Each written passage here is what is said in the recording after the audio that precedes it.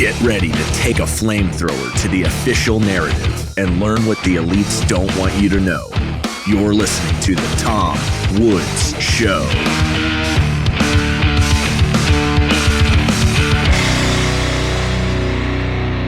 Hey everybody, Tom Woods here. It's episode 2668 of The Tom Woods Show. And for the first time ever, we have Bruce Fenton with us, who I got to know. I'll tell you something. I got to know you because you just kept, I guess we follow each other on X, and I just kept seeing you in my feed saying things I agreed with.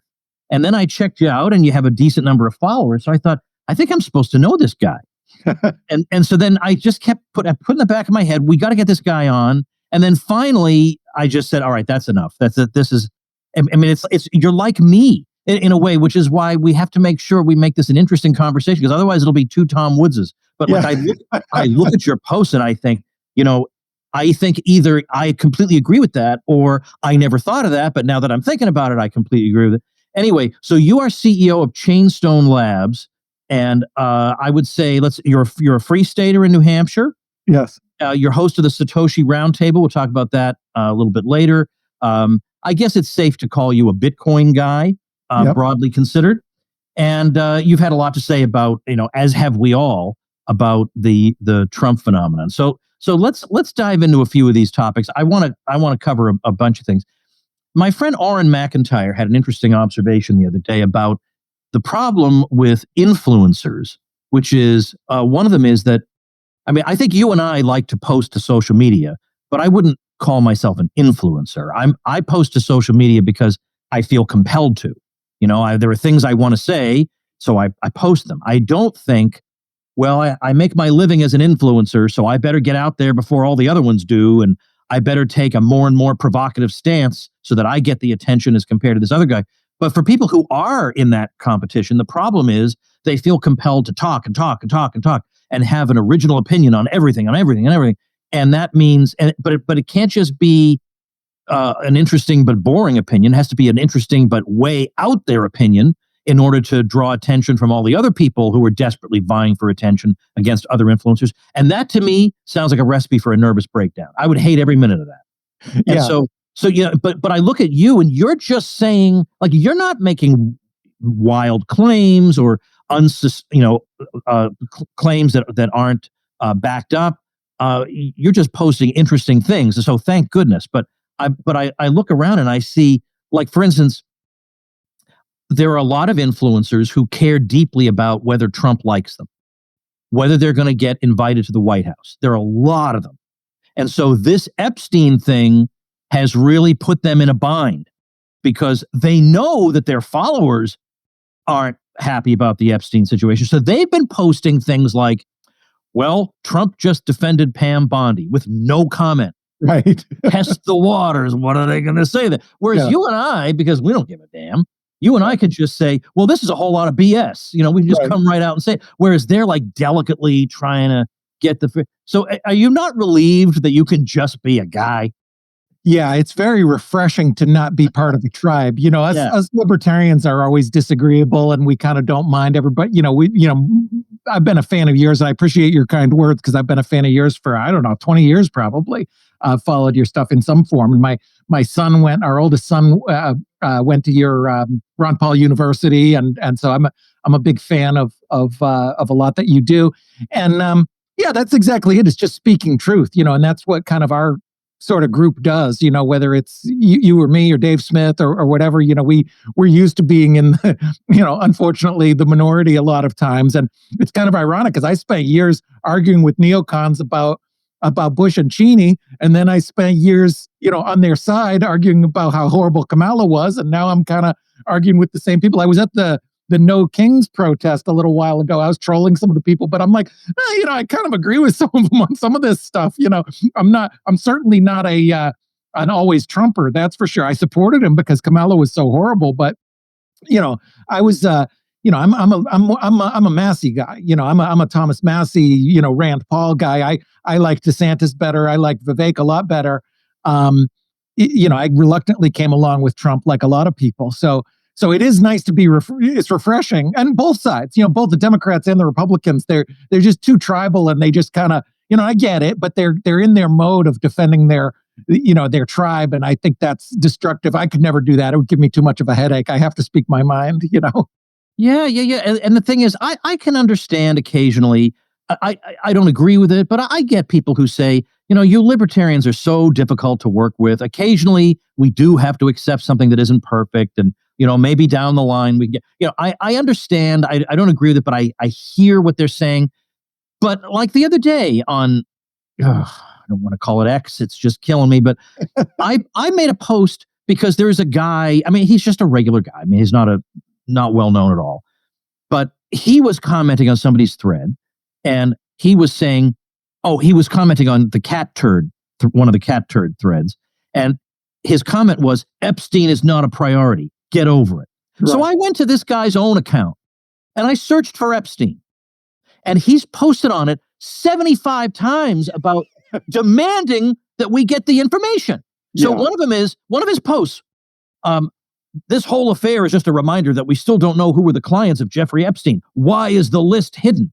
This very same guy is now saying, there is no list. I mean, you conspiracy theorists keep saying there's a list. It's a file. And I said, well, but you yourself used the word list, and so I can't I don't mind being a team player and being friendly in my criticism sometimes and saying, well, look, I know such and such person and he means well, but here's why he's mistaken. I with my friends, I can be that way and not immediately rip their heads off.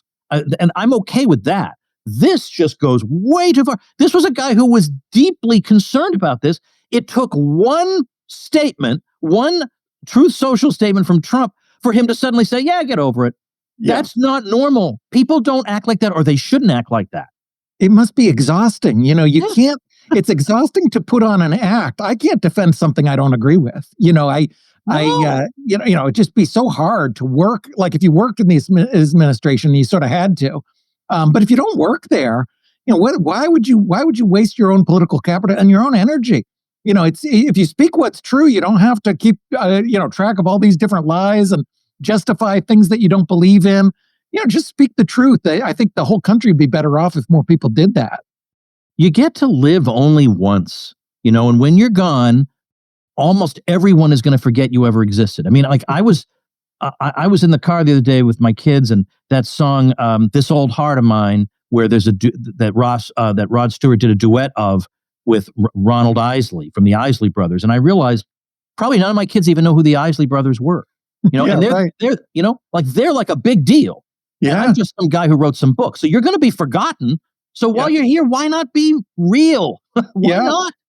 I think it might be age and position. You mentioned influencers.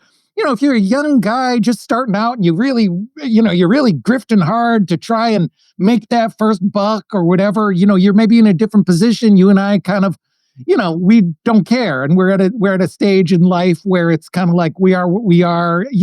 Nothing's going to hurt me, whether Trump likes me or dislikes me. And, I don't really care about followers. I'm good. I got a good gig in life and a family, and, I'm very blessed in a lot of ways. So I don't see any other way. I would encourage young people and others to go that route earlier, because I think you'll be happier and you'll probably end up better off, and you'll probably get a better path to success anyway if you just be yourself and don't waste energy trying to be something else that you're not. Yeah. I want to read a post of yours. We could spend the whole episode me reading your posts because they're great. Bruce Fenton, thank you. Is at Bruce Fenton, just the way it sounds. You got to follow him. So your post is, I love comic books. I once met a top writer. Someone asked the secret identity of a villain. Writer shrugs and says, I don't know. We just sort of make stuff up and pretend there's a plan. In truth, it's just entertainment and there is no plan. What's the lesson? I mean, because what I keep hearing now is a lot of people are too clever by half. Like they're trying to come up with some grandiose explanation for how this all makes sense, or how this is all going to come out right in the end, because secretly what's really happening is, and it's just incredible that in 2025 people are still doing that. Yeah, and we've heard that for half a decade now. Remember, release the crack in 2 weeks. In 2 weeks, it's like 2 weeks to flatten the plummeting polls. In 2 more weeks, they got the plan now. The indictments are coming. It's coming. They've been saying this for half a decade, you know?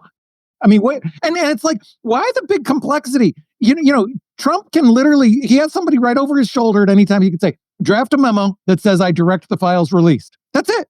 30 seconds. It's done. It's done. He's the president of the United States. It doesn't need to be this big well, there's Bondi and, you know, all this other stuff. You know, he can just do it. And the simple truth is it's not a big complex thing. He doesn't want to for various reasons. You could go on the Scott Adams side. I respect Scott Adams. He says maybe there's a really good reason for it. I don't have enough trust in Trump to think, you know, I think that's true. Yeah, there probably is a good reason, but I don't probably think that the reason is something I would also agree is good. Right. It's probably like protecting a foreign nation, which I don't think is a good reason, you know. But the fact is he can do it, and it doesn't need to be this big complex thing. You know, people try and justify, and also they're justifying the phoniness. You know, this administration has a lot of grift. You know, they're enriching the family members with crypto scam coins and all these kind of favors and business deals and things like that. And you know, you see his comments on Massey and you see some of these other things, and you come to the realization he just doesn't have that much depth. He has formidable skills in many ways, which you're well aware, but he just does. He's not like the libertarian friends that you and I have. You know, who even knows who Mises is, let alone read the books or Rothbard or any. He doesn't think about these things. He's a guy with good communication skills, who's a bully, who, you know, has this amazing cult of personality. And he has some formidable skills, but he doesn't have depth. And that's hard for people to admit, to say, man, gee, maybe there is no plan. Maybe it's just like these comic book writers. They have like the secret identity, and the guy's like, I don't know who the secret identity is. You assume that there is as a reader. You're like, you know, because to your point about that tweet, this reader was like, hey, who's the secret identity? Is it so and so? And he goes, oh, we don't know. We just made it up. It's a comic book, man. And I think that unfortunately it's a hard realization for MAGA people, but you know, our country is kind of like a comic book, and you got these characters, just kind of doing their own grift, and they don't have some big master plan. And yet you would think, I mean, the Occam's razor explanation is simply that they don't know what they're doing. They're flying by the seat of their pants or whatever, or less than, because sometimes with economic things, I think it is the case. They don't know what they're doing. With this, they do know what they're doing, but it's sinister, you know, right. And that's way easier. But again, the thing is, people do identify with group memberships. Like we can sit here all day long and talk about the wicked and the evils of collectivism, but membership in something does matter to people. Yes. You know, and this movement seems like something greater than themselves, and so they can't just immediately abandon it. They have to look. This can't be happening, so therefore it's not. It's right. not happening. There must be some other explanation. And then again, this is where the people who are too clever by half come in and tell you all the convoluted ways that if we combine them, this all has a sensible outcome. Hey gang, allow me to introduce you to a friend of mine whose IQ I would estimate as somewhere in the neighborhood of 779. And he's the kind of guy you want in your corner. I'm talking about the great Matthew Sercely, a tax attorney who helps liberty-minded folks just like you keep more of your money and stay out of trouble with the IRS. This guy has the same philosophy you do. So he wants to keep every dollar he can out of the hands of the IRS, and he'll use every one of his 779 IQ points to save you every last dollar possible. And by the way, yes, I said attorney, not CPA, which means your conversations with Matthew are protected by attorney-client privilege. That's a very big deal. You cannot get that kind of protection from your accountant. Another thing about Matt, he's one of us, not just in philosophy, but in everything he does. He's been on the Tom Woods cruise. He's come to my murder mystery parties. He's listened to the Tom Woods show since episode 3. He is a Tom Woods OG. And he doesn't just do taxes. He builds strategies to legally starve the state. Entity structuring, income shifting, advanced planning. This is war by spreadsheet. So if you're running a business or even thinking about one, you need someone like Matthew in your corner. He knows how to legally reduce your tax burden, structure your business the right way, and avoid trouble while keeping every dollar you're entitled to. Go to agoristtaxadvice.com/woods. That's AGORIST taxadvice.com/woods and grab your free Agorist Tax Toolkit.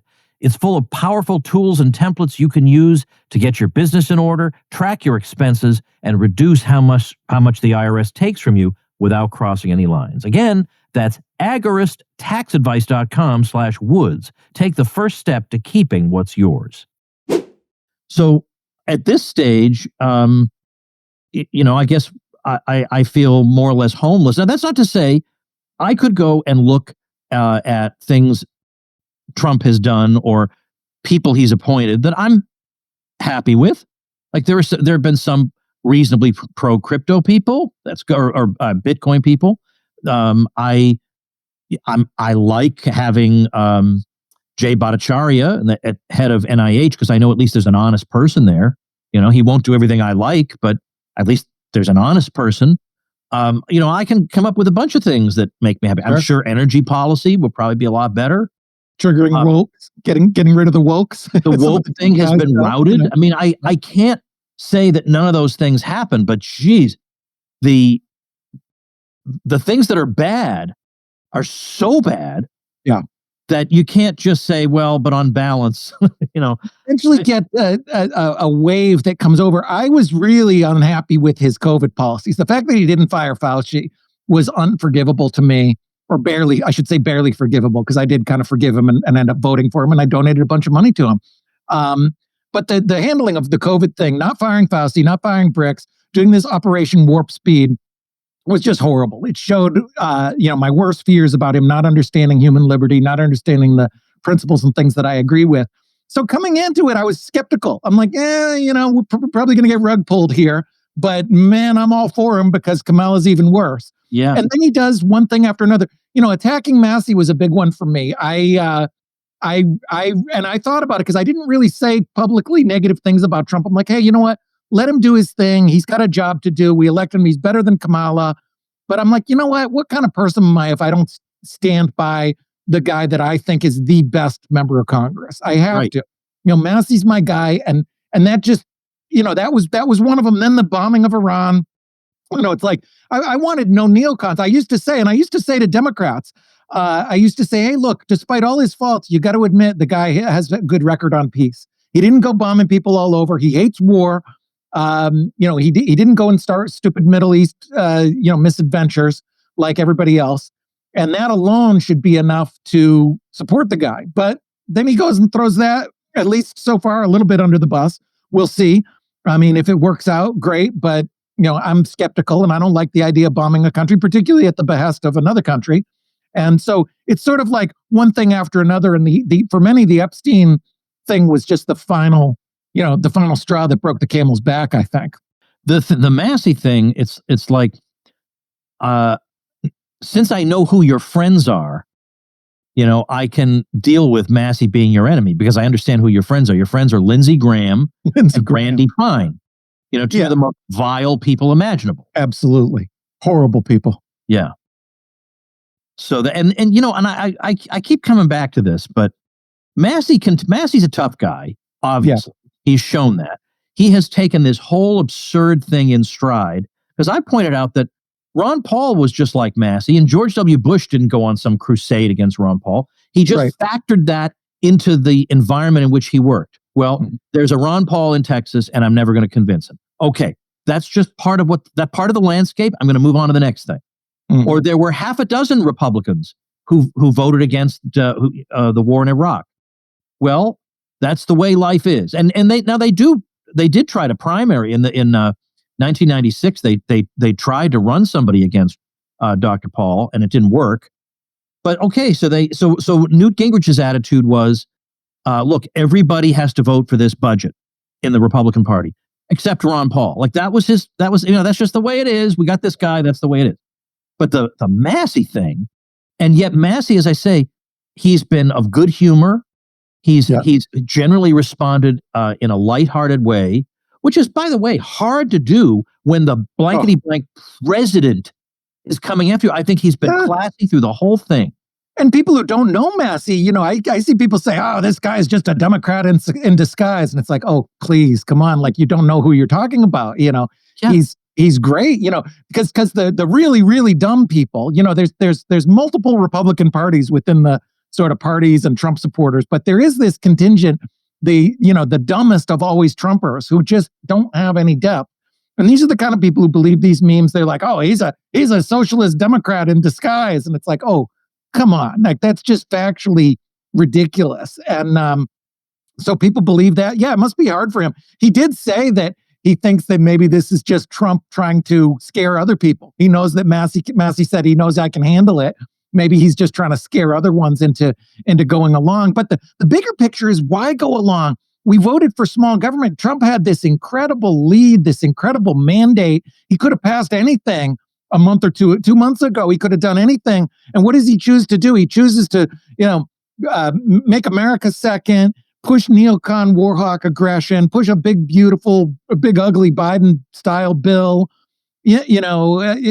cover up for the deep state. What a squandered opportunity. It's a real shame. He could have really done some great things. And the Massey thing represents that error in judgment, to side with the Lindsey Graham swamp creatures when your whole platform was draining the swamp and reducing the nonsense. It's shameful. And it's such a squandered opportunity. Let's shift gears for a minute and say something about Bitcoin, because a lot of people had high hopes for the administration with regard to Bitcoin. And certainly Trump has moved on that subject, because we know in back before, when he was running the first time, I think he might have even described it as a scam, or he was hostile, and he's come around on that. I think because he had people around him who moved him on the subject. So what kind of a grade would you give the Trump administration on Bitcoin, and for what reasons? I would give them a C, which I don't say in a bad way, because a C is infinitely better than an F minus. Which Kamala, I literally worried for my freedom.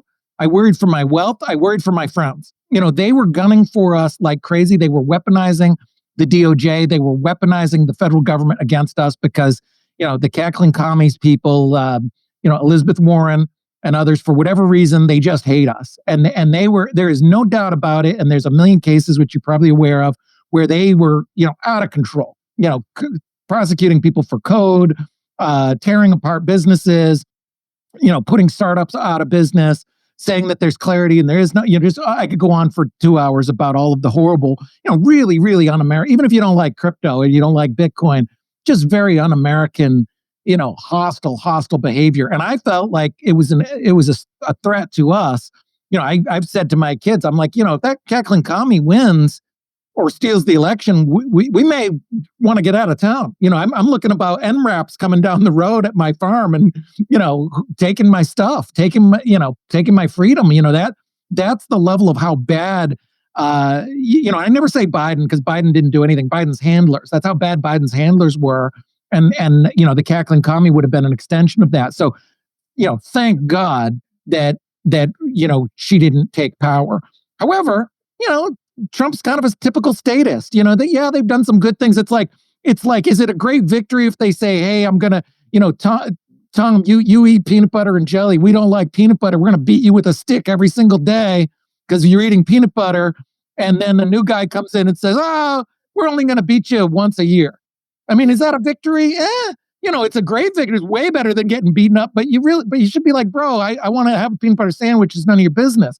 And that's the way it is. They were so harsh.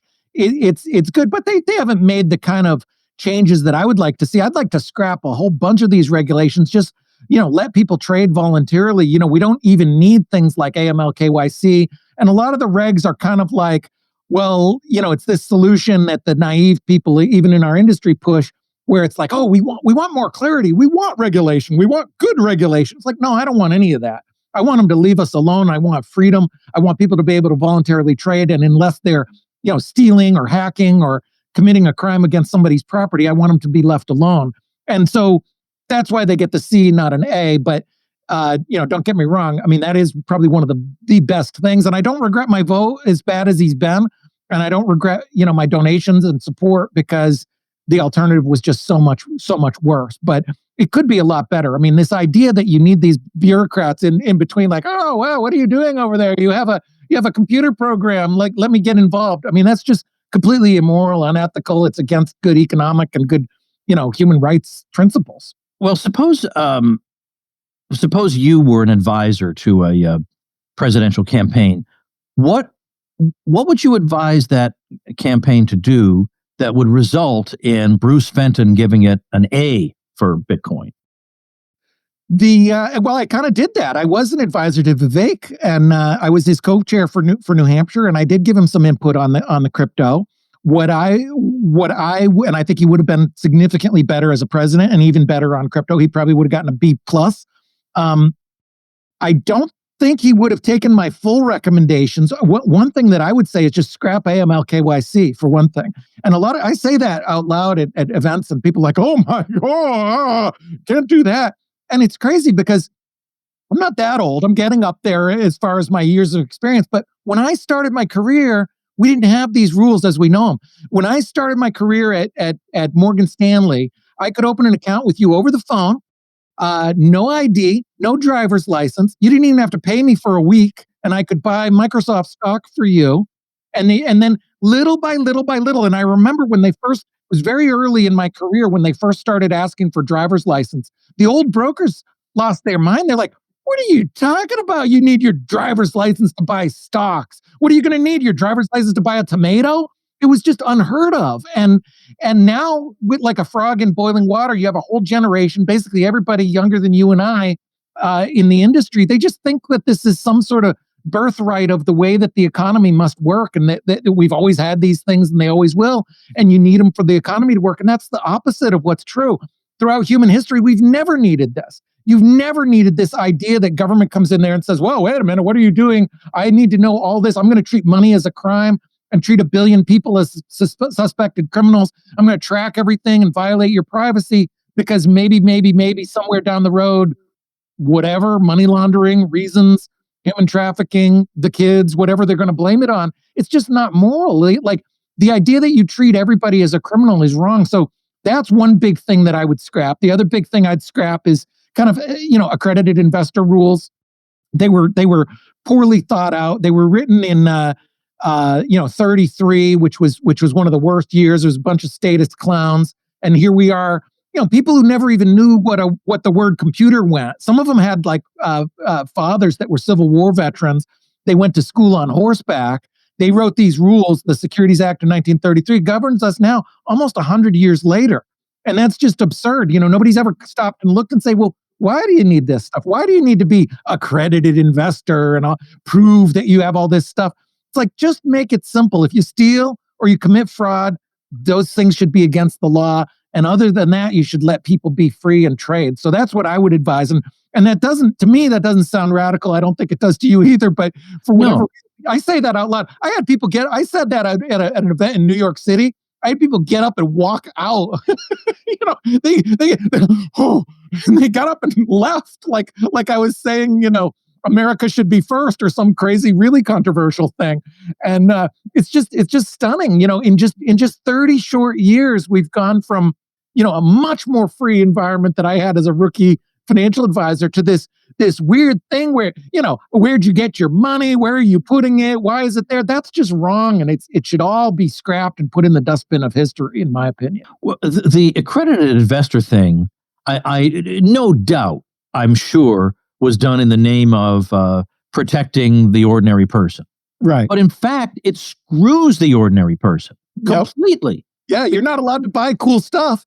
If you don't have 200 grand income or $1 million net worth, you can't do the PayPal, seed investment, like Peter Thiel. You can't you can't do these cool, you can't do private equity, you can't do hedge funds.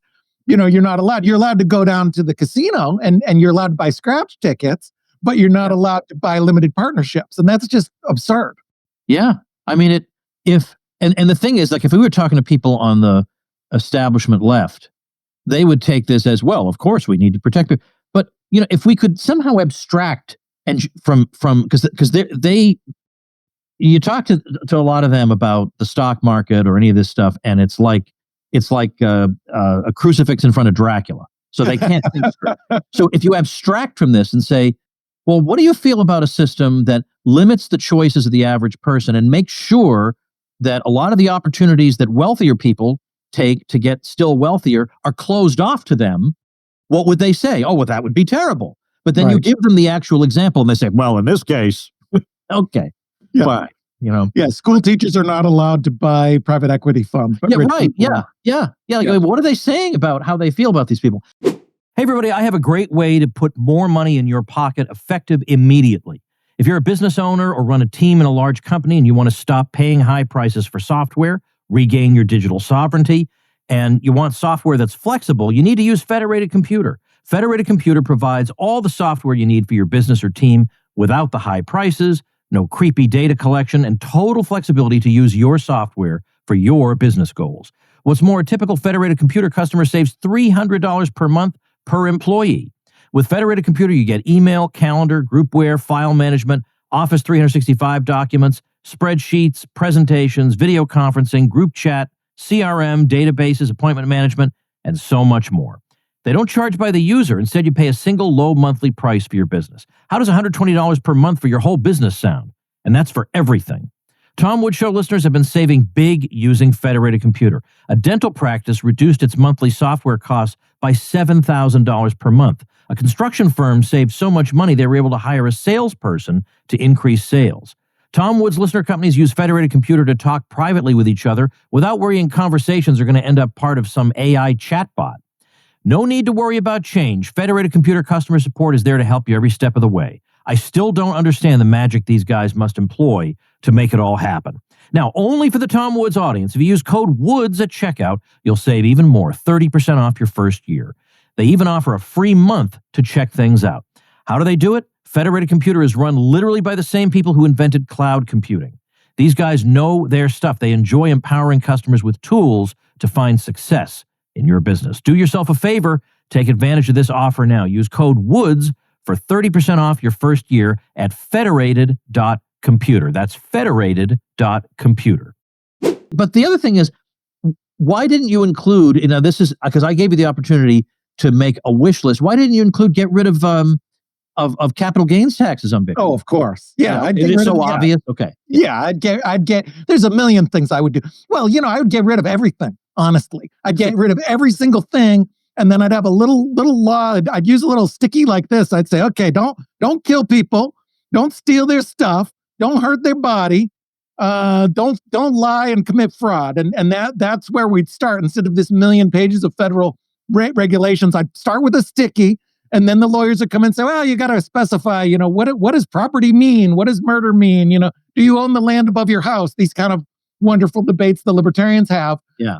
And that's it. And, maybe we end up with 10 pages after that instead of a million. But yeah, I'd scrap it all and just let people do their thing. It's just so weird and absurd that, people think it's their right to go in and I always hammer the force angle, go in and you're using force, you're using violence. You're saying, hey, if you don't give your ID to make this trade from here to here because you want to take out your Bitcoin, put it in your Coinbase and send it to your account and then buy a motorcycle, you got 4 different pieces of paperwork you do. And if you don't, we're going to throw somebody in jail or somebody's going to get a letter or somebody's going to get a fine. And that's just absurd. And I'd scrap it all and start with first principles of, protecting life, liberty, and property and body, and including, fraud in that property, category.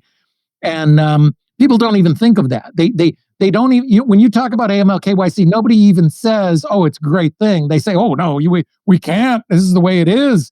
Nobody would ever allow us to get, because I've mentioned this many times in exactly these kind of meetings that you're talking about, where I've advised, I've gone to some of these things where you meet the senators or whatever, and you talk about, industry leaders like me go down and talk to people about what our wish list is. And I say, scrap it. I'm the cigar in the punch bowl, because they're just like, oh, no, Bruce, we could never do that. And they never have a good reason. It's just like, it's the way that they think it's always been, even though it's only been 30 years. It hasn't even been that long. But that's the nature of statism. You get this big system, and there's something like 9 million people that work in compliance around this nonsense. I mean, you every single person deals with it every day with their bank, their credit card, certainly anything crypto related. And it's just, none of it should exist. It doesn't help the people. This is the other thing, to your point about people on the left saying, hey, we want to protect the citizens. Well, these things don't. Bernie Madoff was the biggest fraudster in history, and he was head of the largest regulator. these things don't protect it. In our industry, we had this ICO wave in 2016, 17, bunch of scammy tokens.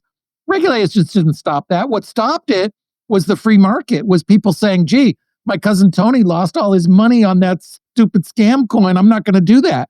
That's what protects people more, crypto people demanding, saying, hey, let's have your proof of reserves. Let's make sure this doesn't happen again. That protects people way more than any, pinheaded bureaucrat in some fancy office that they paid for with money they stole from us. Yeah. Yeah. Ain't that the truth? I want to ask you about a guy everybody finds interesting.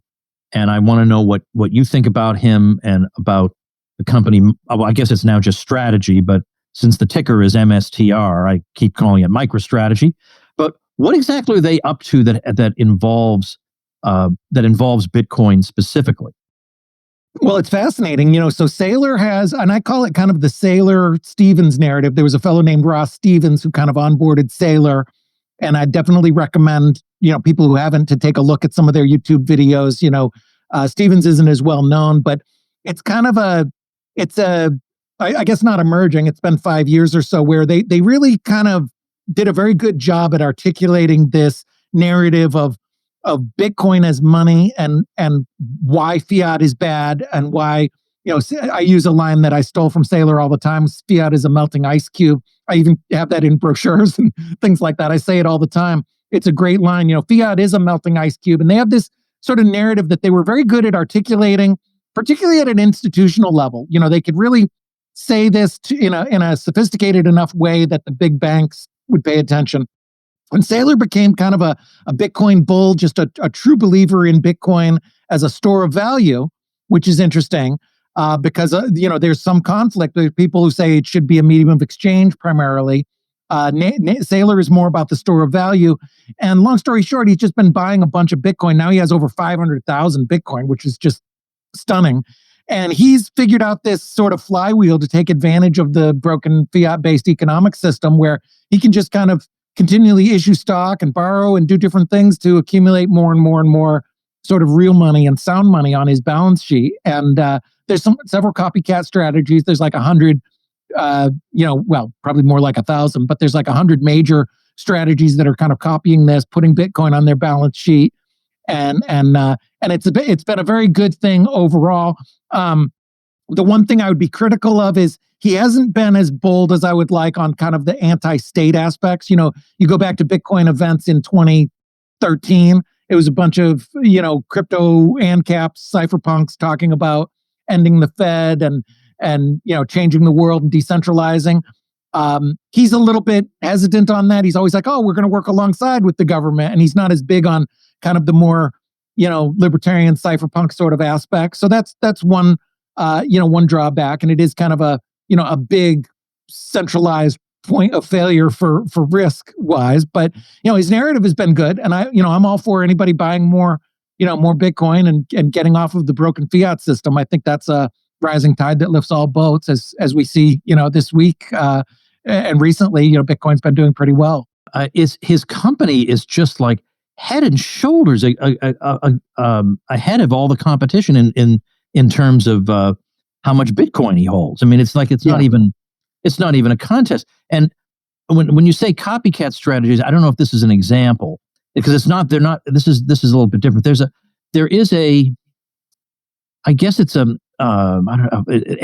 MSTY is the ticker, and basically what they're doing is they're selling covered calls on MicroStrategy stock, and they're taking the proceeds of that and paying out an absolutely unheard of monthly dividend to stockholders, because there's so much money to be made here. So it's been 6 or 7% a month from MSTY. I mean, this is and most people don't even know any of this is happening. But I guess I'll say I'm kind of glad I do. Yeah, it's like I like the description of it's a speculative attack against the U.S. dollar. Yeah, it's taking advantage of this. So fiat was just printed from thin air to fund wars and for-profit prisons and all kinds of other stupidity. And that's a bad system, as you well know. And taking advantage of that, it affects everything. It affects, there's a great book by Safety and Amos called, he wrote the Bitcoin Standard, which talks about Bitcoin. And then the Fiat Standard, I like even better because he talks about all the stupid things about fiat and how, it causes obesity because of these, corn syrup subsidies. And it causes junk science because of all this phony money being pumped into academia. It's like, you name a dumb thing in the world, I'll show you how to trace it back to this broken fiat system. If I can jump in for a sec, Bruce, one of his readers took one of the chapters for that book about food and ran with it and made an entire book about that one chapter called Fiat Food. Yeah, that's chapter 10. Chapter 10, Fiat Food. And I love that because it's such a great illustration. It's like, this thing is so broken, people are literally fat because of it. It's one thing to talk about, the quarterly earnings are not increasing at what they should. No. People are literally dying and fat because of fiat. Fiat is so broken. It's pervasive in everything. All these stupid DEI initiatives, all this stupid, you see these ridiculous scientific papers that come out that say, nonsense. And they spend 20 million on a paper to tell you that, whatever, some ridiculous thing. It all traces back to fiat. And that stupidity, is part of the financial system. And so there's easy money out there. And Saylor takes easy money and he puts it into hard money. He puts it into Bitcoin. And then the Bitcoin goes up and he repeats again because his enterprise value keeps going up. So yeah, it's an incredible strategy. And I think you're going to see more and more. You already see a lot more companies putting Bitcoin on their balance sheet. I think we're going to see a shift where people say this is real money. For me, it's been real money since 2013 or so. That's my money. And I feel kind of poor if I have a bunch of fiat. I want to put it in the real money, into the Bitcoin, and have that kind of sound money over time. Tell me about your Satoshi Roundtable. Yeah, so Satoshi Roundtable is in its 13th year now. It's an event that I created. I'm kind of an introvert, actually. People don't realize that because I speak publicly and I have a big mouth. But I much prefer hanging around with 5-6 people having a deep conversation than some of these big events. I like the big events. I have good friends with David Bailey, who runs the biggest, most successful event in the space, and it's kind of fun, but it is a little exhausting. So I wanted something that was sort of quiet and.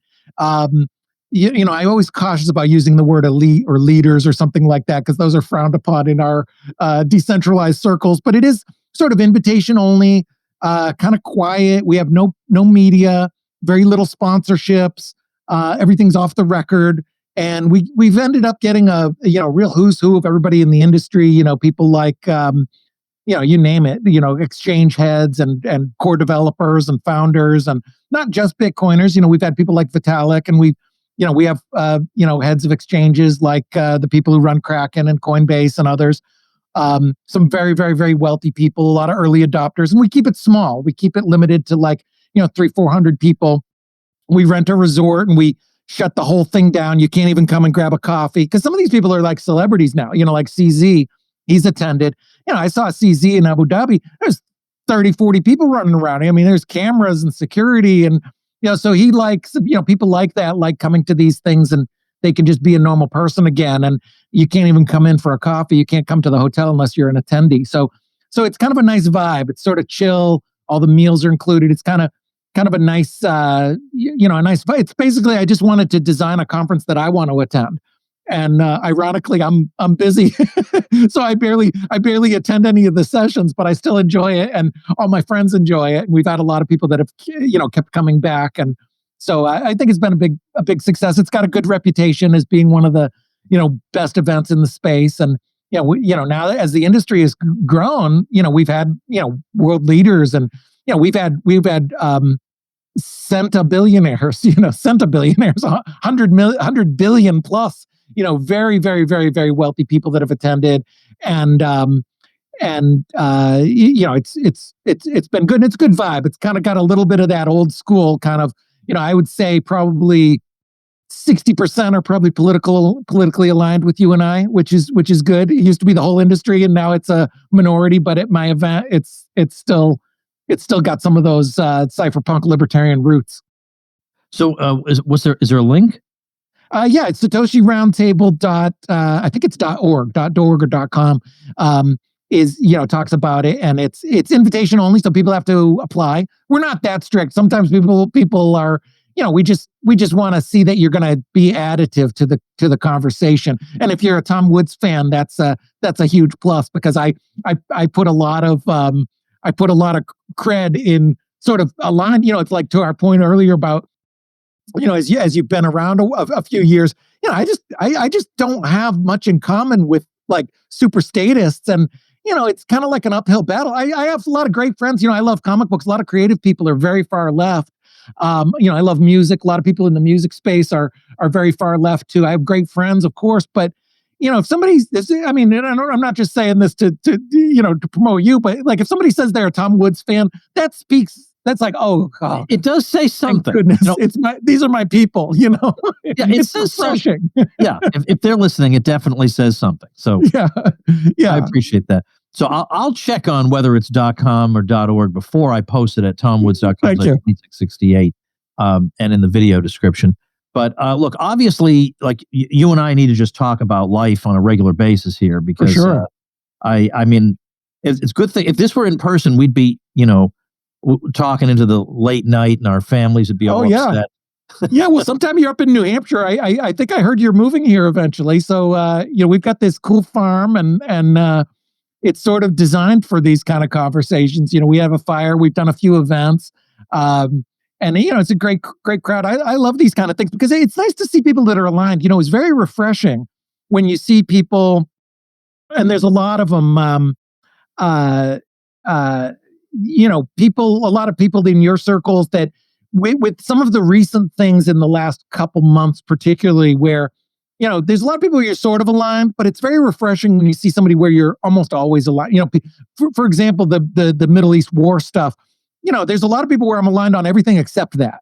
But with you, I think I'm aligned. Massey, I think I'm aligned. It's very refreshing to say, okay, here's somebody that you really are your people, that you really see eye to eye on.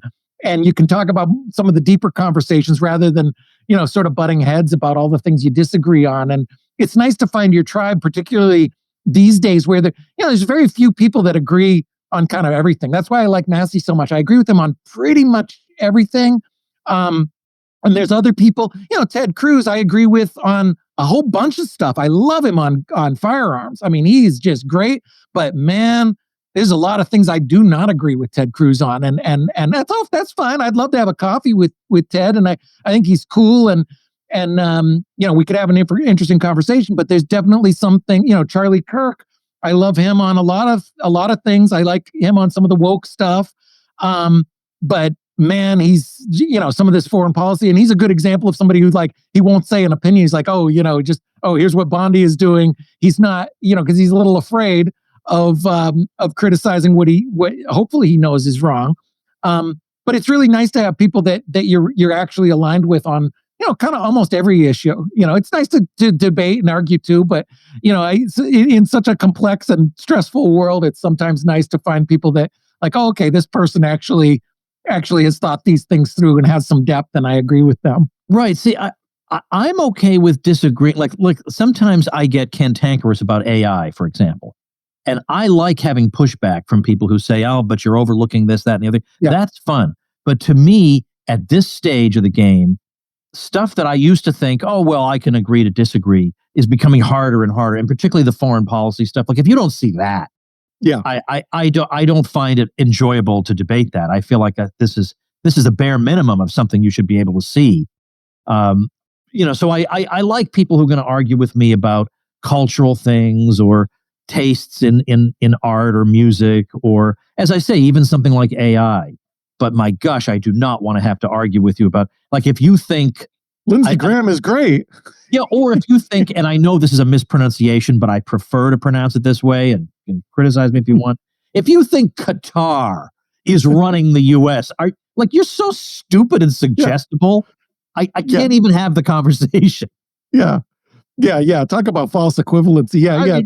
Tucker is bought by. It's going to go for that. Yeah. Exactly. Yeah. There's some things, and it's an exhaustion factor. Like if this was 10 years ago, I might have been able to debate somebody about the merits of Lindsey Graham. but today I'm just like, it's just exhausting. It's like, no, I'm not going to debate that. He's bad, and that's it. And we can agree to disagree. I don't want to waste my time. I have more important things to do. Some of this stuff is just so overwhelmingly wrong and obvious. And to your point earlier, it contradicts people's own beliefs. A lot of these things that Trump has done are directly assaults on his own base. So it's just it can be exhausting, and that's why it's good. That's what's great about New Hampshire with the Free State Project. We have people that are like-minded, and it's sort of when you're reading through a feed, it's a sigh of relief to see your post or somebody else. Like, oh, okay, great. Somebody who actually is great and not. There's a lot of clowns out there, and there's on both sides. There's people that are just not logical, and they don't have depth, and they haven't thought things through, and they're all anxiety-ridden and tribal, and we got to move beyond that. And I think having people who kind of get it and have thought these things through and have some depth is just so key. And it's in short demand sometimes. Yeah, believe me, I hear that. All right, so TomWoods.com/2668 show notes page for today. Bruce Fenton, a great pleasure getting to know you, and I hope this isn't the last time we chat. Sure. All right, thanks a million. And remember, everybody, a whole bunch of us are celebrating Ron Paul's 90th birthday in Lake Jackson, Texas, at the big barbecue that will be held indoors, so you don't have to endure the Texas heat.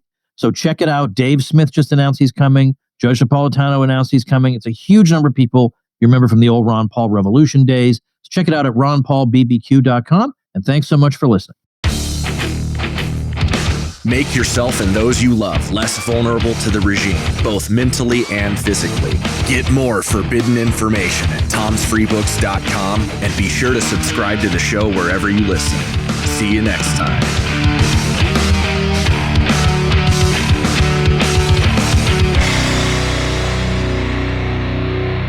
Like the sound of The Tom Woods Show? My audio production is provided by Podsworth Media. Check them out at podsworth.com.